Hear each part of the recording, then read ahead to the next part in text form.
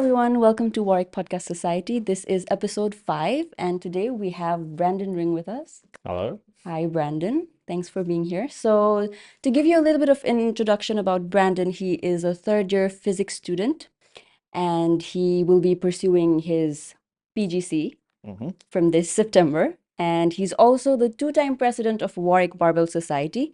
And apparently, he is the first one to become the president Twice in a row, yeah. twice in a row. I believe.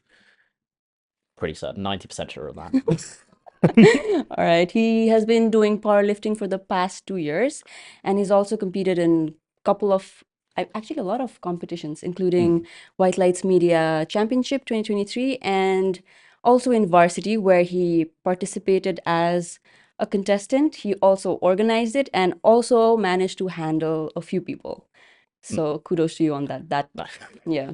Thank you. As far as I remember, yeah. that day was like hectic for I you. was also very ill. I threw up outside the venue. Oh my God, really? Yeah. I went outside mid-handling someone and threw up and then came back in and I was like, okay, what to did get you hit back. on your first bench?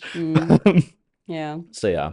So we wanna like start with your journey. Like, how did you get into powerlifting?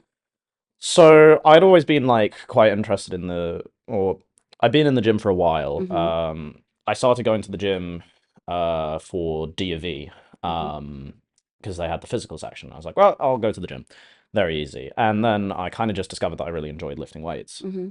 And for a lengthy period of time, from about 15 up until joining uni, I just trained like an idiot. I go into the gym.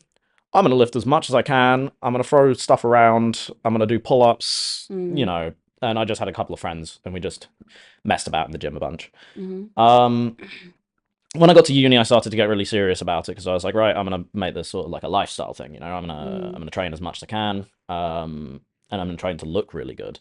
And then I slowly, over the course of time, discovered that I didn't care about looking good. I cared about lifting big weights. Mm-hmm. And that kind of naturally led me into powerlifting because I was like, okay, this is really fun. So you How can I never lift more? really considered, so you were never really inclined towards bodybuilding. You were just like focused on the weight. Yeah, pretty much. So at first, it was definitely more of an aesthetics thing, but I Mm-hmm. kind of eventually just gave up on chasing it because I wasn't growing big because I wasn't actually focusing on the right things. I was like, okay, Okay. let's not eat much because that Mm-hmm. makes me look better. But then nothing grew, and I just kind of went, I want to lift big. I don't Right. care. And it was the moment that I gave up trying to chase that ideal physique that my physique Mm, actually started to start looking how I wanted it to, and I was like, okay. hmm, Fair. nice. So how did you get into the Barbell Society, Warwick Barbell Society? So when I joined the uni, I found out about the Barbell Society. I think it was just because of the fact that overheard that they existed in my time in the gym. Mm-hmm. And somebody asked if I was a member, and I was like, "Oh no, I'm not strong enough to be a member," which was really silly in hindsight Mm, because barbell's very like it's very accepting of any strength level. You don't need to that's be true. super strong to join barbell. But I was very intimidated, and I think that that's like not necessarily a uncommon thing to feel. Fair. But towards the end of first year, I kind of just decided to take the plunge and join barbell and get Mm, involved in it. And it was after I started doing that, I posted a bench press that I did. I think it was a 130 kilogram bench press mm. on my Instagram. And the president then, Angus, sent me a message and he was like, if you fix this up and you get an arch and a pause, you could be a weapon in powerlifting. And I was like, that sounds good. Yeah. So how has like you were the president this year. Mhm. So the third year. So has what is the mission of the society? So the mission of the society is essentially we operate to support people throughout their strength sports. So there's 4 strength sports that we cover. Tentative fifth, because arm wrestling is technically a strength sport, even though we don't have any arm wrestlers. But we cover powerlifting, weightlifting, strongman, and Mm, bodybuilding are the 4 main ones that we cover. Um, and essentially, we seek to basically build a community of people so that mm-hmm. we are able to share information with each other about the sports, help each other to know when to compete, help Mm-hmm. getting new people into these sports from the gym. or just in their general training, just to Right. help them, and essentially really foster this community around strength Mm, sports and doing it safely and making sure that people don't rush in, injure themselves, and mm, then have no idea how to get out of that issue of right. like, oh no, I've really hurt my back. How do I fix this? Mm. Just arming people with information. So, like, are there any specific initiatives that you guys have taken from So Barbell Society to, to communicate that mission to yeah, students? so at the start of this year, we were running essentially training sessions, which were coached. So we had you'd come in and we'd have a specific thing on every week at the Mm, start of our training session, and the exec would essentially run you through it. So we'd run through different form for different lifts to try and get people to be able to practice it safely and get mm, the most out of their lifts. right. And we were going to do essentially some training sessions on like bales, safety, spotting. But I think everybody got a bit busy about halfway through the year. Right. We're planning to bring that back next year though, and hopefully keep that involved. Mm, Um, Obviously with exams, now's not the best time to yeah. tell exec, hey, you've got to show up and you've got to plan a session. Right. But next year we'll get that sorted. So I think one of the things that I remember particularly was also the mock, yes, yeah, the mock internal meet. competition. So we run the internal meet every single year, and that's essentially just a really stress-free way for people to be like, okay, I want to get into powerlifting. How do I experience a meet without having to worry about buying a membership for Yeah. British powerlifting, a singlet, all of the expensive gear? And it's like, just come along, we'll run it. Yeah. Yeah, I think personally for me that was like very encouraging to like get Mm. into the sport. So Mm. yeah, just a little flex there. Anyways, like I also wanted to ask, like, as a student yourself, Hmm. you're also like third year studying physics out of all the subjects there is. Yeah. Like, how do you manage time to for Barbell Society? Um, so that's the thing is I think it's a relatively common thing if you ask exec Mm, of any society, like how do you end up getting the exec work done? How do you balance it? And it's like, oh, yeah. it's fantastic. I just procrastinate doing my degree with my exec work because it's productive. Mm, So that does end up becoming a thing. You end up going, right, I need to do something productive today. And because you really don't want to focus on the degree, you go, time to do all of the exec work, every last bit of it. And then you exhaust it for the next few days and completely ignore your degree. wow. Um, it does happen sometimes like that. Other times you just find time to make sure that everything's getting sorted. Mm, And then during exams, um, you don't really focus, like you're able to balance it because nobody's focused on societies. The mm, members aren't focused, the exec aren't focused, right. just because of the fact that everyone's got exams. And I think that's an Mm, understandable time to take a step back and say, we're going to run a couple of nice socials, maybe some study sessions, but mm, besides that, don't expect a lot from the societies at this right. time. And Yeah. also, you should be studying too. So, what do you want? Why do you want a circle? Yeah, that's fair. Because no, I mean, because in my undergrad as well, like there were a lot of societies and stuff, but like the difference that I find here is that like it's not that compulsory in a way. Mm, Like yeah. there's this understanding that everybody shows, like Mm, including the exec members and the members, the general members. So there isn't that what do you say, like the compulsion to show up and do something for the society. So it's yeah. kind of like easygoing in a way, no? Yeah, it's very much like you're never forced to come to anything for the society. It's purely Mm, like an optional thing. yeah. Um, because Especially like here because like there's so many societies to go to. I think there's over 200, if I'm not Yeah. mistaken. There's I- like 65 sport clubs Yeah. and like 200 societies, something very high like that. So it's very much what you want to do with your time. Mm, And because there's so much to choose from and all of this sort of thing, it ends up becoming like we build a community. Do you want to be a part of this community? If you're right. interested in what we're interested in, then Yeah. come along, you Yeah. know? Yeah, I think Warwick has one of the biggest societies in the entire UK. Yeah, I think our SU is very large. Yeah. Anyways, going back to the Mm, main topic. So how do you train yourself? Do you follow a program? How does it work for you? yeah, so I follow a program. When you get to a certain level of powerlifting, there becomes a point where people will just say, you're going to need to get a coach, Mm, right?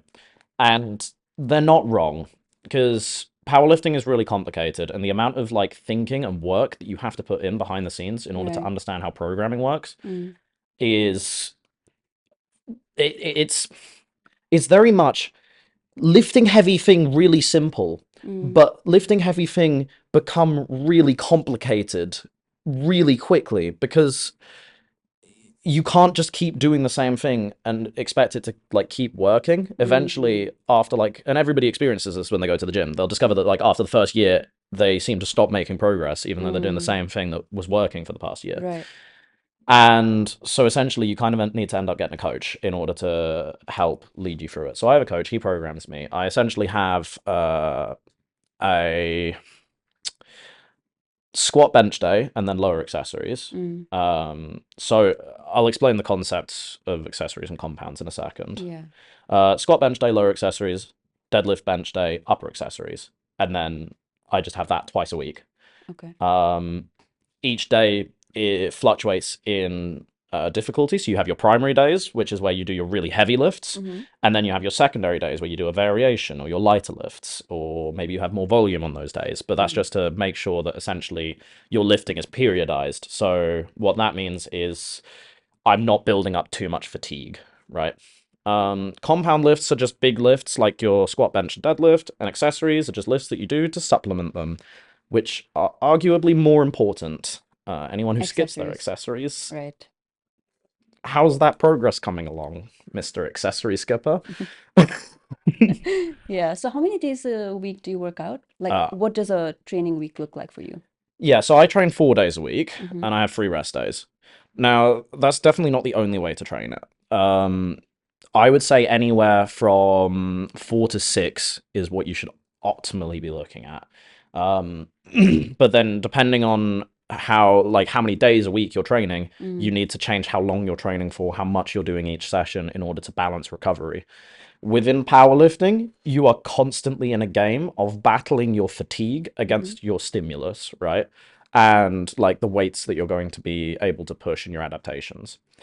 Because the more that you lift, fatigue accumulates over the course of Right. time. So if you're not like accounting for that in your training, Mm-hmm. you're just going to get into the gym one day and discover that you cannot lift even your warm-ups and be like, why do I feel Mm. so weak today? And it's like, it's because you've overworked yourself. That's true. So that's what that's for. And essentially, you need to balance it carefully.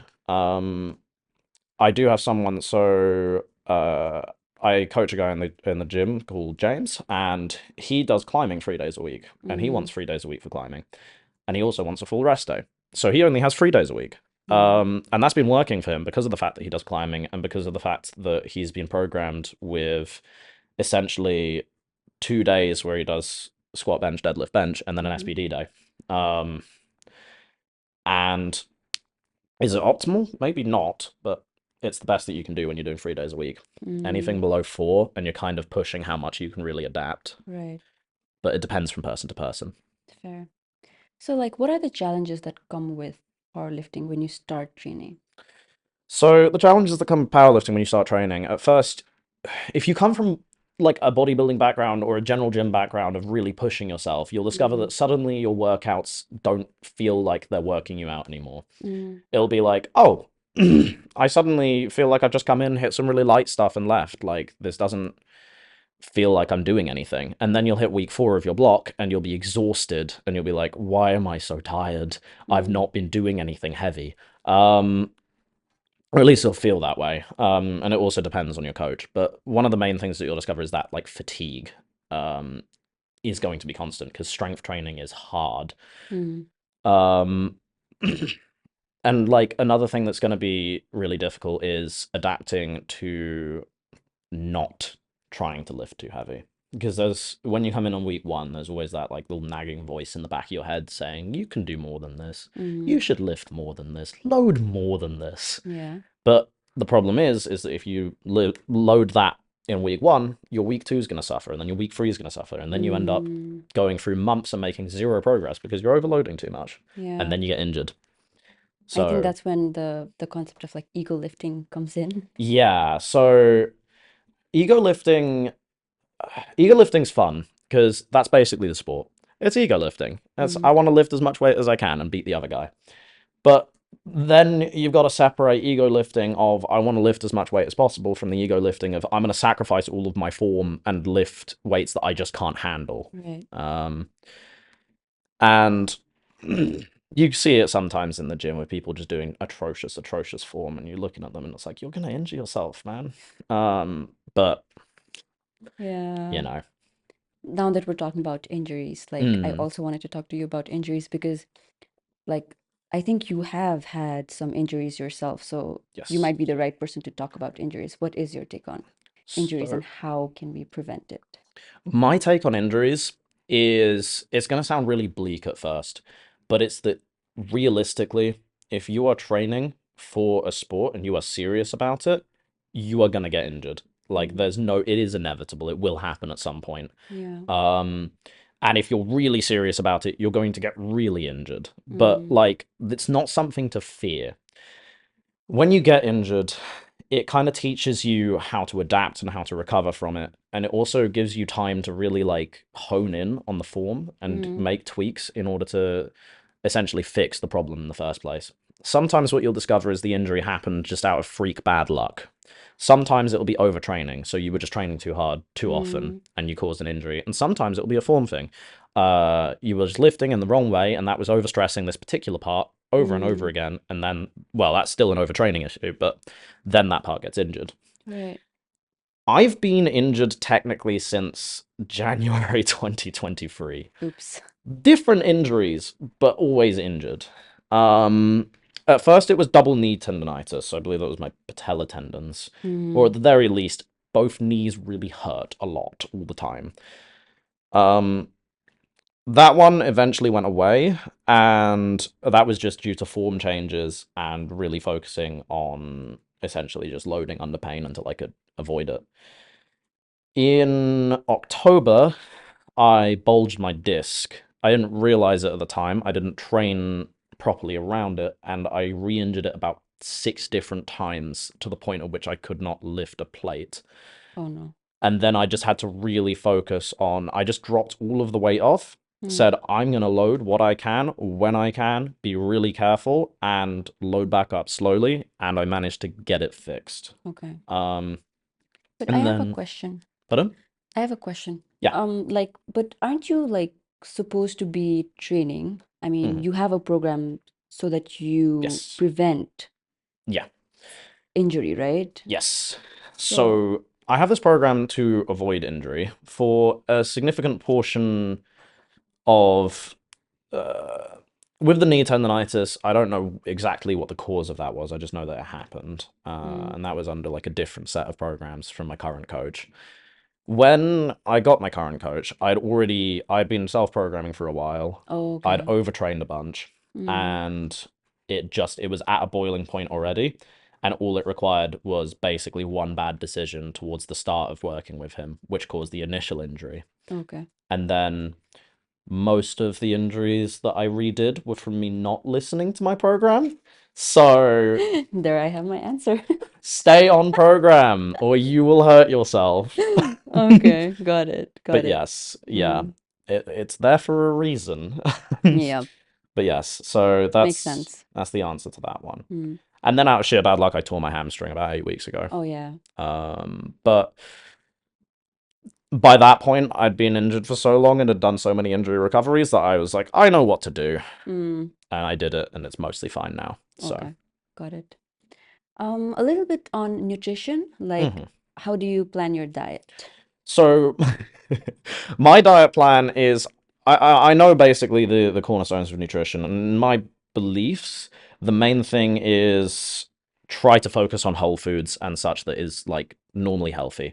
If if there's stuff in on the label that you can't read, you Mm, probably shouldn't be putting it in your body, right? Like um so avoid really, really processed stuff. mm, Once you've done that, you then just need to basically balance your carbs, fats, and proteins. mm, Protein intake is around about 1 gram to 2 grams of protein per kilogram of body weight. mm, So if like me, you're about 90 kilograms, you need about 90 to 180 grams of protein a day. mm, Anywhere in that is fine.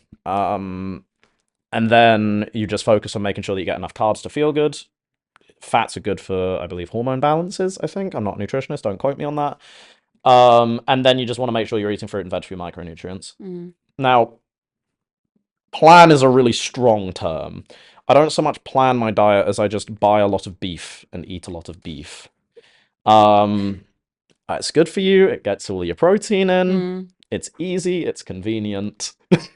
What about supplements? Do you take supplements? Yeah, so I take omega-3 fish oils, creatine monohydrate, Mm. ashwagandha when I'm stressed, and Okay. I also take multivitamins for general health. There are other supplements that I could be taking. I haven't. So magnesium bisoglycerate is one that I want to get for my sleep. The only Mm. reason I haven't done it is because I am poor. So I just Student budget.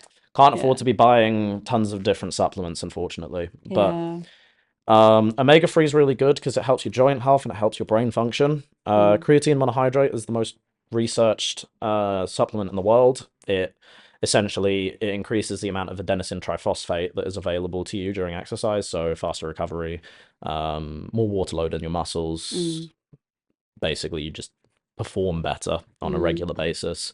And then multivitamins are just general, like usually for your immune system and just feeling Okay. good on a daily basis. Would you suggest someone who's just starting out to take like protein powders or like creatines?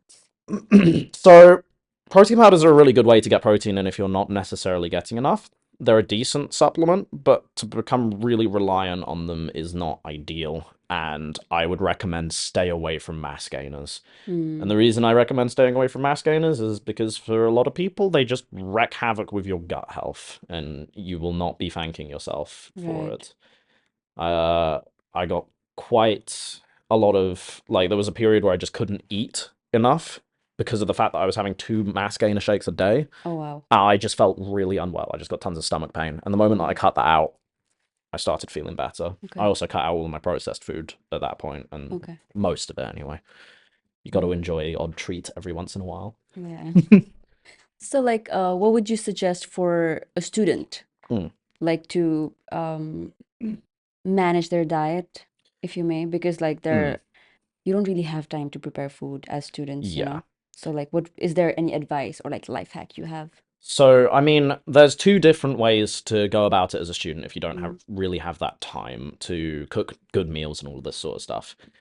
There's the recommended method that will actually keep you sane, which I don't do, and that's meal prepping.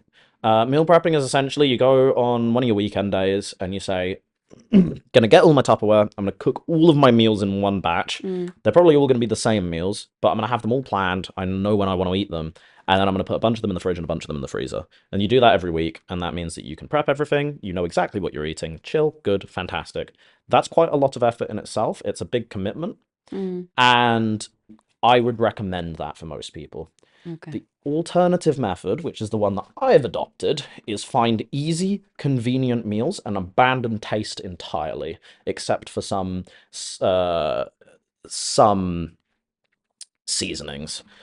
So, again, it's why I just eat tons of beef. Ground beef is really easy to cook. It takes like 10 minutes. You can cook half a kilogram in one sitting. Right. You just gotta then eat that half a kilogram with absolutely nothing else. You can chuck some rice with that. You can have rice later if your stomach hurts because you just eaten half a kilogram of beef. Oops. You know. But basically, those are my two recommendations if you are really, really lacked on time. And Mm. my number one recommendation is don't do what I do. Do the meal prep. It's nicer, it's better for you. But the way that I do it is just a brute force method and it gets me what I need in my system.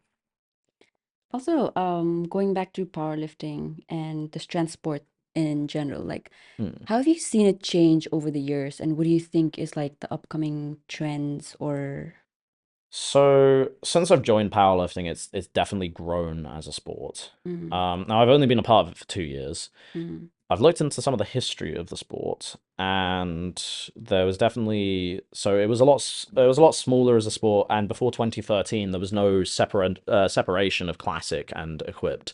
So if you went to a powerlifting meet, everyone was wearing bench shirts, and you just Mm. couldn't compete with them if you weren't wearing a bench shirt. They eventually made that distinction because obviously that's an entirely different thing. But before then, it was just a niche micro sport, and to be honest, it still is a niche micro sport. But it's definitely grown in terms of how many people are doing it. It's gotten very trendy online Mm, recently, so that's probably the main thing. We're also seeing lots and lots of newer lifters who are really young, who are just coming in and being exceptionally strong recently. mm, So there's a lot of people in the sub juniors who are uh, people to keep an eye on. mhm. Um, but yeah, no, it's good because on the one hand, it's a much bigger community. It's growing, and there's Right. more readily available information for anyone who wants to get into it. Mm-hmm. On the other hand, there is also much more readily available incorrect information that is really silly. I see Right. some really daft takes online sometimes. Yeah. Um, I like taking the mick out of them, but also sometimes it's just like a really bad explanation of something, and you Mm, can get like 20 million different cues in your head. Like, oh, I gotta do this. I gotta tighten my lats. I gotta make my arms long at the same time as tightening my right. lats. I Right. gotta do this, that, and the other, and you just get 20,000 different cues, and you forget that the main thing you gotta do is pull. Yeah. You know, Yeah. Fair. so. Yeah. So I think we're coming towards the end of the podcast, but like I want to ask like for someone starting out, what is your advice you want to give it to them? My advice is it depends on how much of a beginner you are. Mm, If you have literally just started the gym, just enjoy it for what it is, you yeah. know? Just go to the gym, enjoy it, mess around. You have time now. Anything you do at this stage will see you progress. Right. So dabble in everything. Try calisthenics, try general fitness, hell, even try CrossFit, you Mm, know? Stick to some of the basic stuff, don't overthink it, and then see what you really enjoy and focus on that.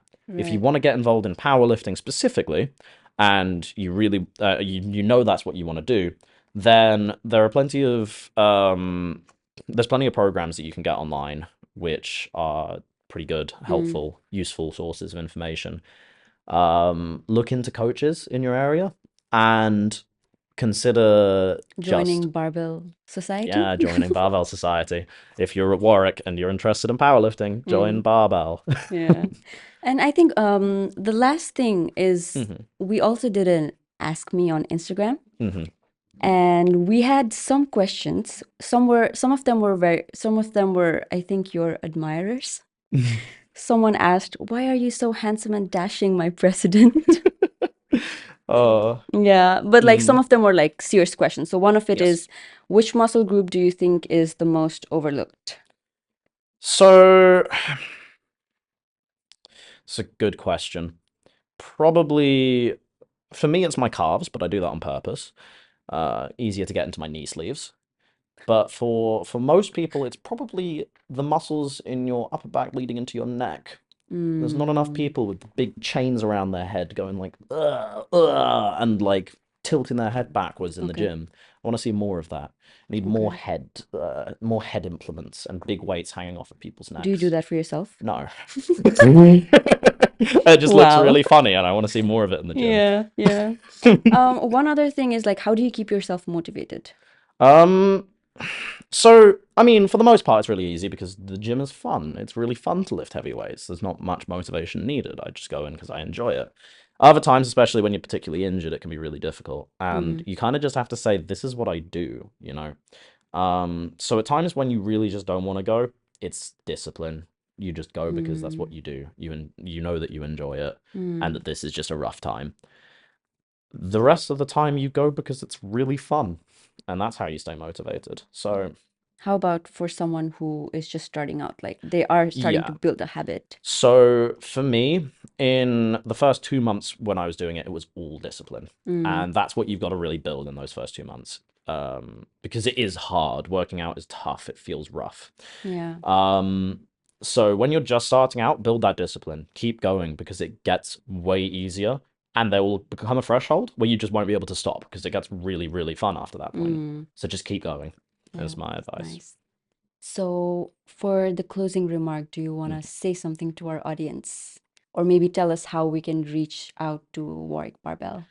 Yeah, so Warwick Barbell's available on Instagram. We have a WhatsApp as well. If you talk to any of the execs, so myself, Nick Towson on Instagram as well is a good person to go to.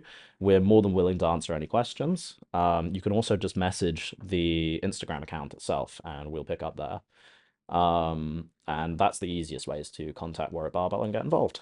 Otherwise, we are in Warwick Sport every Wednesday and Saturday during term time in the afternoons, and we are more than happy to see anybody there. So we'd like to see you.